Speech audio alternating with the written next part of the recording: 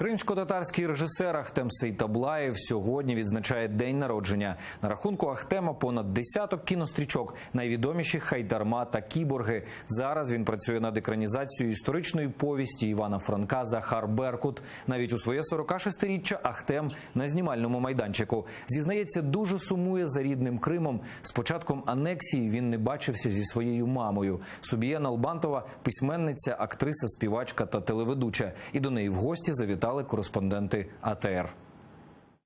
Судағым менің тағдырым, судағым менің қуанышым, судағым менің көз яшым.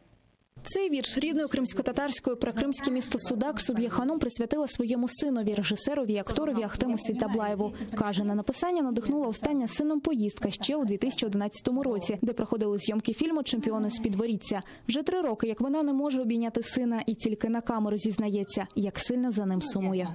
Коли приїжджає, ми часами з ним, звісно, общаємося, часами. Обо всем вспоминаем, обо всем говорим. Он скучает очень по Крыму. Крым для него, мне кажется, вообще лучше, где он бывал за границей. Показує дитячі фотографії Ахтема та згадує смішні історії. Розповідає, як у дитинстві був життєрадісним і привабливим, добрим і дбайливим. І факаш – сарма з виноградного листя. Зі школи приходив і говорив: «Ой, як смачно пахне!» Швидко накривала на стіл. Звичайно, кожна дитина, приходячи додому, з задоволенням їсть мамину їжу.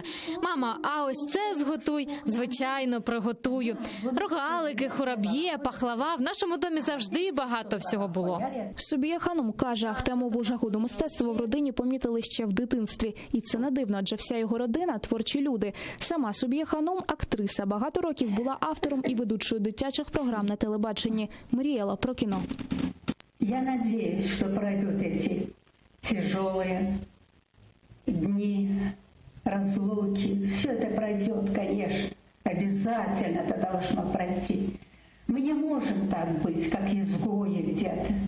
И поэтому я, конечно, с надеждой живу, что я встречусь со своим сыном, с его работами в театрах и кино. Суб'є Ханум не сумнівається, що настане час, коли їхня родина збиратиметься разом частіше, а сам Ахтем зможе приїхати до Криму, в його рідне та улюблене місто Бахчисарай. Ріана Алієва, Заман, АТР.